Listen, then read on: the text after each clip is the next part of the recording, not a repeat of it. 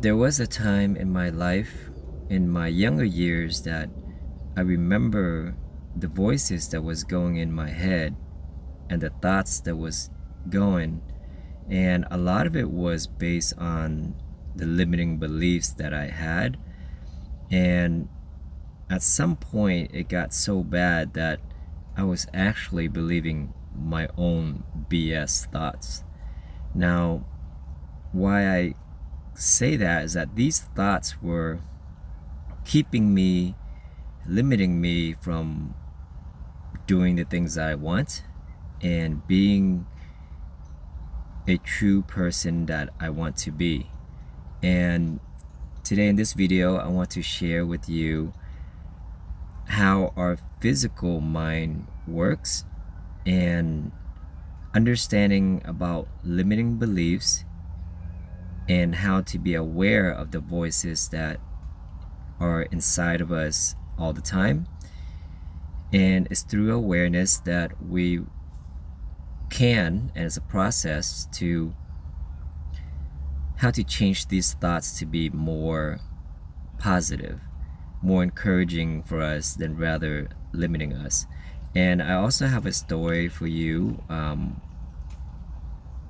recent story of a friend, and why that story has inspired me to make this video. First of all, I want to just share a little bit about the physical mind. And as you know, that we always have thoughts that are running through our heads. And from the time we wake up, worrying about what to do, worrying about bills, about errands to do, and even all the way when we go to bed, what do we need to do tomorrow? How was it today? It's just a lot of thoughts that are going on. But a lot of people don't understand, and this including myself when I was younger, my mind would always wander. And anytime that I wanted to do something or that's outside my comfort zone, I noticed that I eventually talk myself out of it. At the initial idea, I get excited and I get motivated. And then after a day or so, or that moment, I'll lose interest in it and I'll have these little voices. Let's say I want to start a business. And then I'll get excited, but then a day or a couple days down the line, as I'm thinking about it, these little voices in me tell me that it's probably not gonna work. It's probably a scam. It's too saturated.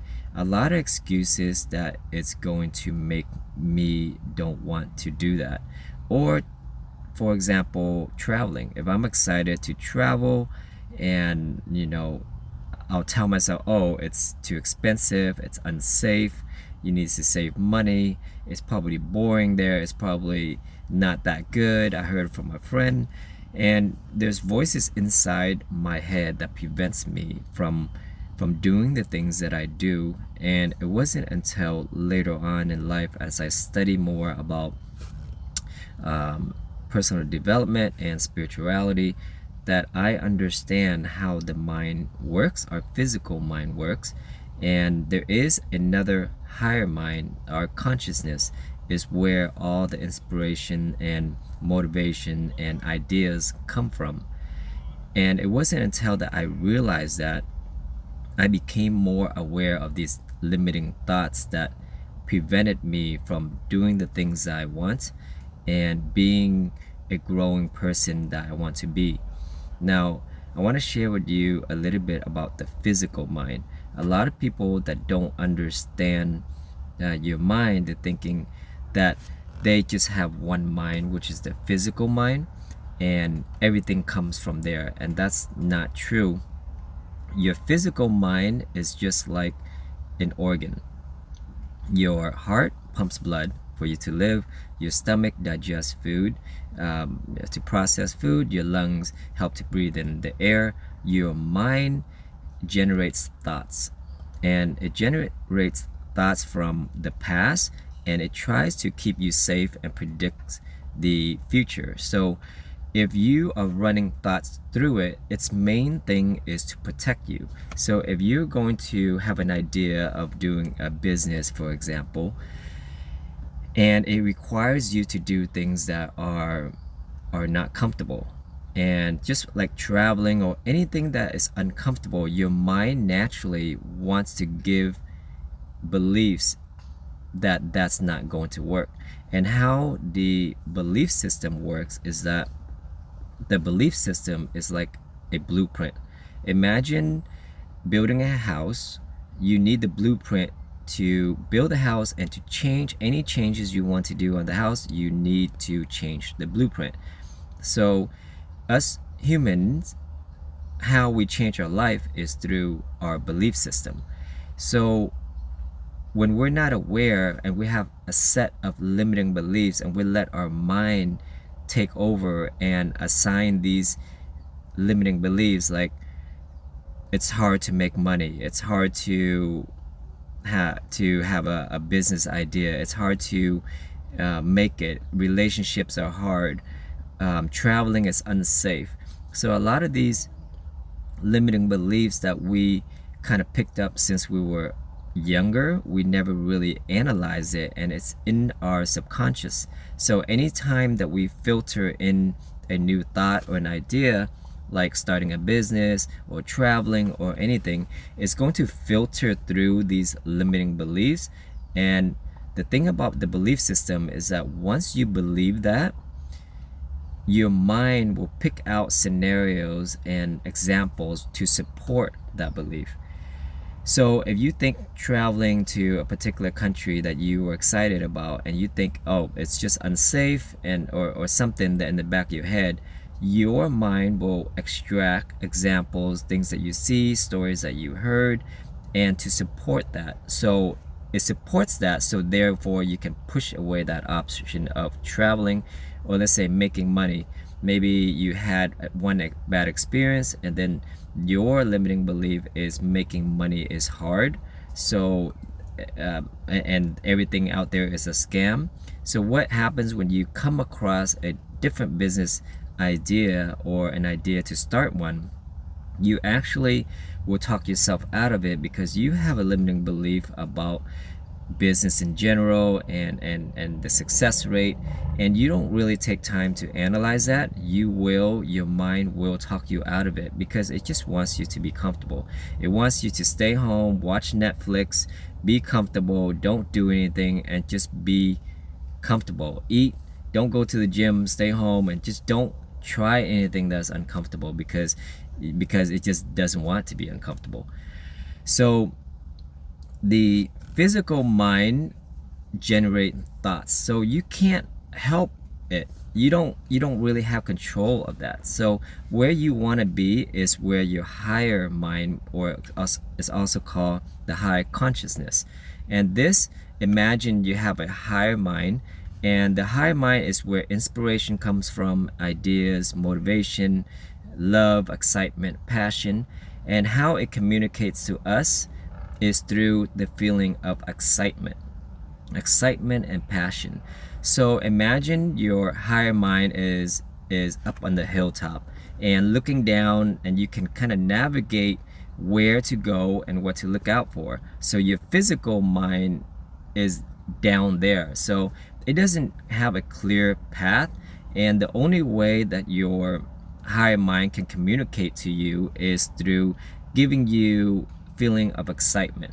Meaning if you think of a business idea and it's exciting, or you want to go somewhere and it's exciting, that's a sign that you want to follow, right? If you don't know that by you, let's say for a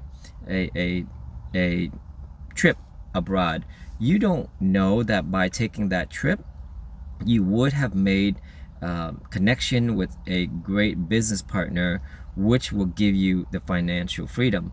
But you never really taken that trip because you've talked yourself out of it. That's one example. And let's say another example when it comes to relationship. You are excited to go to the Philippines or Thailand or Italy or something. For some reason, you just want to visit that place you always wanted to visit, and you had a chance to go a couple of times, but you somehow just talk yourself out of it. You're just thinking, it's a waste of money, that's gonna burn me $2,000. Oh, it's unsafe over there. Oh, maybe I'll go another time. I can't leave my job. Whatever the reason is, but let's say you wanted a relationship and you haven't had a good relationship for a long time, but you don't know that by going to Italy, Thailand, whatever, Philippines, whatever that trip is, you might have met someone that is good for you. So as you can see that the higher mind is always giving you a clue, which is through your feelings of excitement. But when you feed it into your physical mind, it talks you out of it, because it doesn't want any new experience. It doesn't want to be uncomfortable. It doesn't want you to have the chance to fail and the chance to get heartbroken. It just wants you to be comfortable at home, watching Netflix, playing video games, eating ice cream at 2 in the morning, and binge drink on the weekend, and start that process over until you get old. And that's what it wants.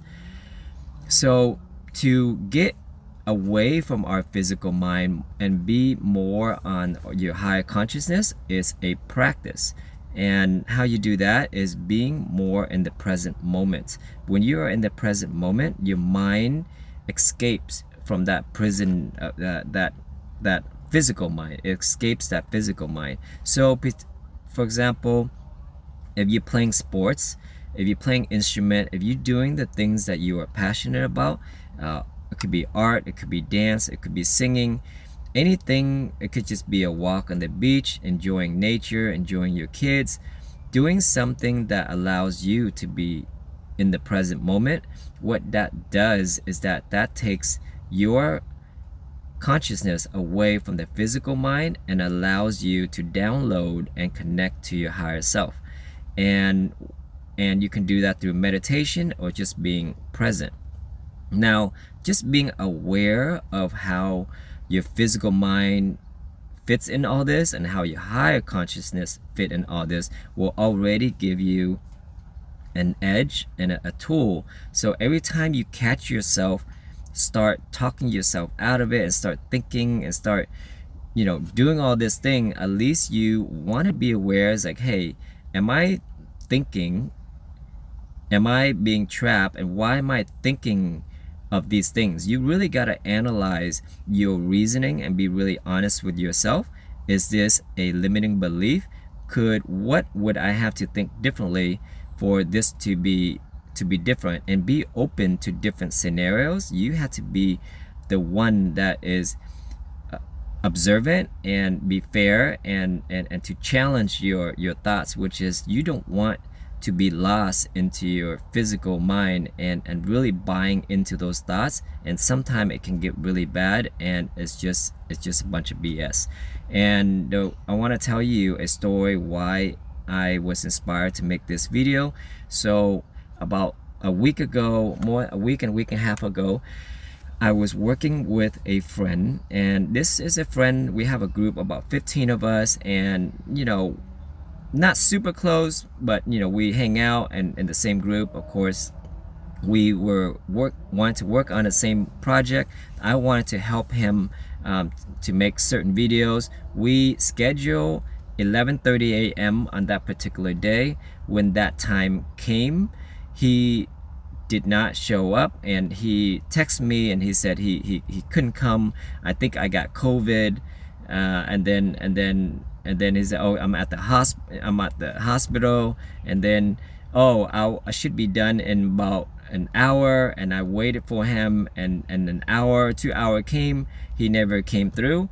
And then basically he strung me along the day and was so bad at it. First, he missed the main timing that we were supposed to meet, and then as throughout the day I waited for him, and then he sets the time and he couldn't meet those times and was giving excuses every single time. Now, this is, he's a great guy, funny, great to hang out with, and basically I had experiences with him like this before, and him working with other friends had the same similar experience. And I told him before also, just being a friend, is that you want to be more aware of the timing and be respectful for other people's time. And my thing is that, do if you're bad with the time and you're late, just say it, and don't make things up. Don't make things up, because it's a habit. I don't know if you know people like this. First of all, bad with time, you know, some people are just bad with time. Second, people that are making up excuses and start lying. So that is the main trait that I think that is dangerous. Your mind, you say, oh, instead of just saying, you know what, I messed up, you know, I was bad with time, I'm sorry, and I won't do it next time or something. They don't own it, and then instead they're like, oh, you know, I'm in traffic, when they're not really in traffic. Oh, I'm at the hospital, when they're not really at the hospital.